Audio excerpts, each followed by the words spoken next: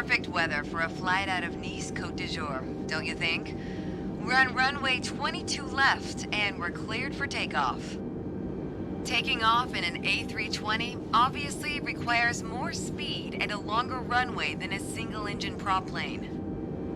But luckily, we have some extra tools at our disposal to make the job a little easier once we're airborne. For starters, the autothrust manages engine power to maintain a target airspeed. Autopilot will keep us on track with navigation. And the fly-by-wire system lets us maintain a consistent attitude without needing to make constant adjustments. When I give the word, you're going to execute a straight-out takeoff. After you complete the initial climb, I'll take the controls. But first, check the MCDU for our reference speeds. I already typed in today's numbers. The rotation speed, VR, is 131 knots. I'll call out when we reach it. Take a look at the PFD now. Then, once we hit VR, you just need to begin a gentle rotation by pulling back on the side stick. Don't exceed 10 degrees until you've lifted off. Next, let's review the thrust levers.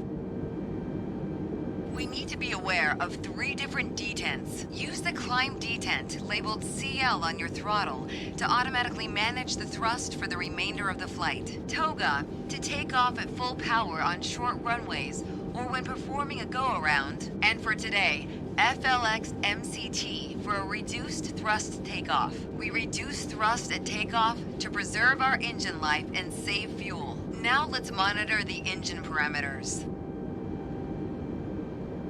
As you can see on the engine warning and system display, I applied the parking brakes earlier.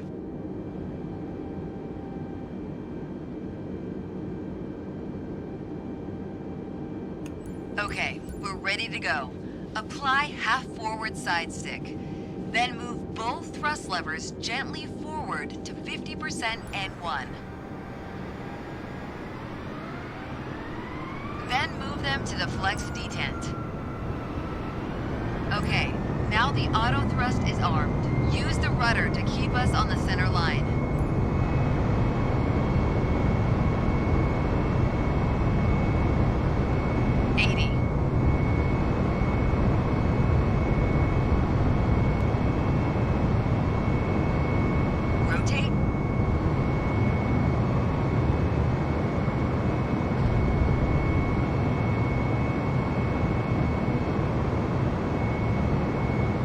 Positive climb, gear up.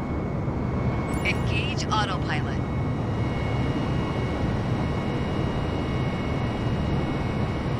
Autopilot can either be engaged 5 seconds or 100 feet after takeoff to manage heading and altitude. The FMA is showing lever climb, which means we've reached thrust reduction altitude. Adjust the thrust levers to climb detent. Now we're in the climb detent. Auto thrust is active and will manage airspeed by adjusting the power. At S-speed, retract flaps to 0. Disarm ground spoilers. Overspeed. Overspeed. Overspeed. That was excellent.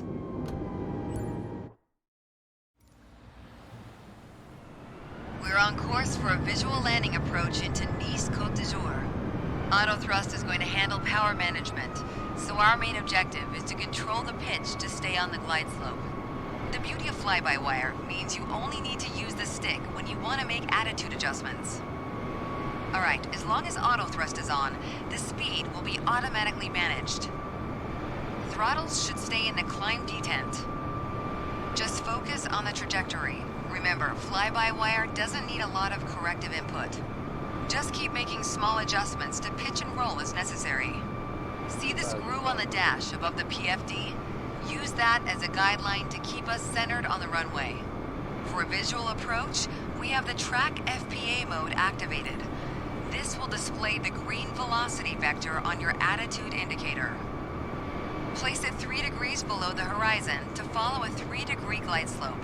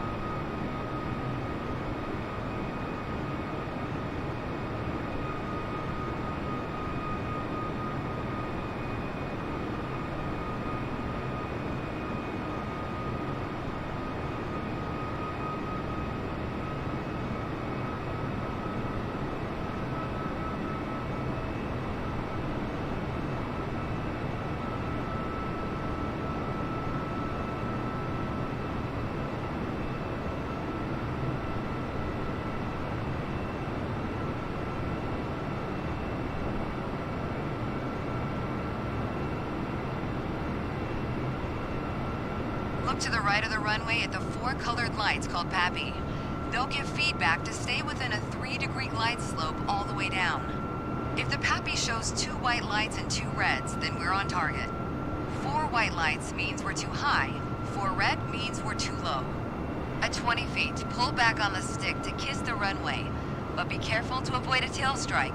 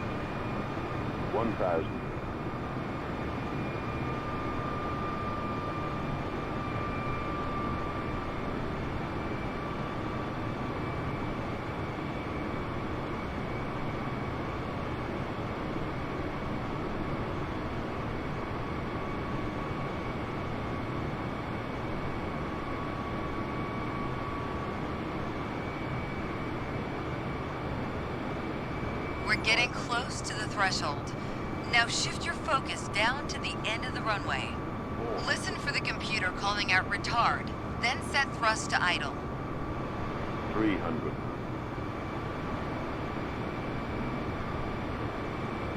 200.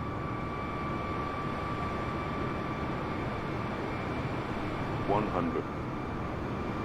60, 50, 40, 30. Time to flare.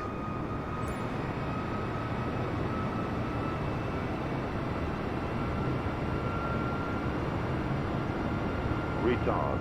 Drive.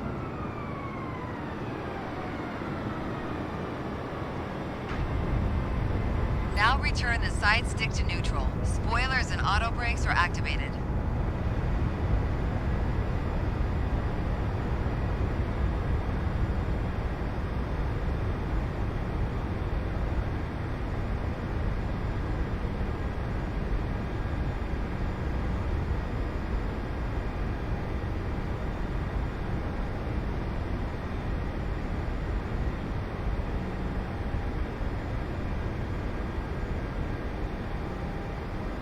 That was excellent.